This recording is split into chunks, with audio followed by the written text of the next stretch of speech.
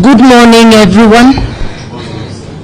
After my boss has spoken, has given such an eloquent address, there is very little for me to say, and also with the remarks that have been made by our team.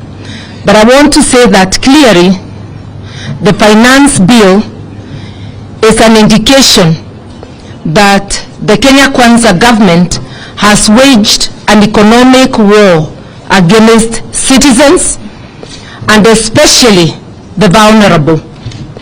You would expect that during these hard times there would be measures to cushion the vulnerable.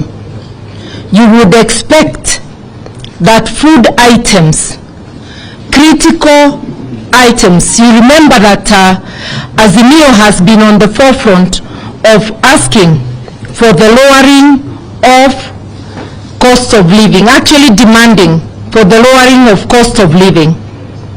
This bill is a contempt card on those demands because its net effect will be to push the cost of living upwards, as has been very eloquently explained. Once you raise VAT on fuel, there's a ripple effect on virtually everything. When you tax exempt things that were zero rated, once again the effect is pushing the prices up of essential items such as medicine, critical medicine. That, with the current status of NHIF, it means the average person will not have access to critical medicine. And in Kenya we say families are just one sickness away from abject poverty.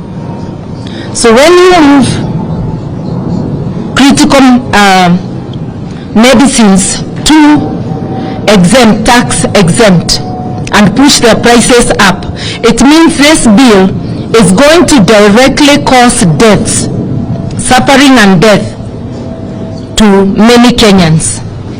It also means that food will be less accessible. Already we have a crisis of people not being able to have meals on their table. With the joblessness, with the cost of living being up, Kenyans have been shown by the Kenya Kwanza regime that they are on their own. This is happening in a context where the expenditure, non-essential expenditure for the office of the president, for the office of the deputy president, for the prime cabinet secretary, luxury items, they have pushed the budget up for travel, the example being led by the office of the president. They have pushed the amount for purchase of non-essential items, fuel, gasolines.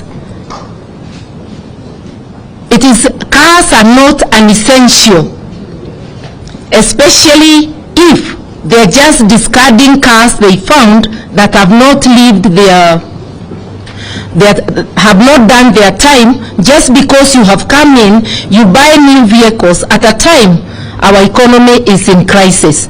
They talk of austerity measures on one hand. On the other hand, they are lavishly spending like there is no tomorrow. So just a look at what is happening. If you look at the finance bill as against the budget proposals, because the increase in expenditure is well captured in the budget proposals, it is quite clear that Kenyans are on their own, and that this is a cruel and caring regime which does not care at all if Kenyans die of hunger, if children fail to go to school, or if people die because they cannot access medical services.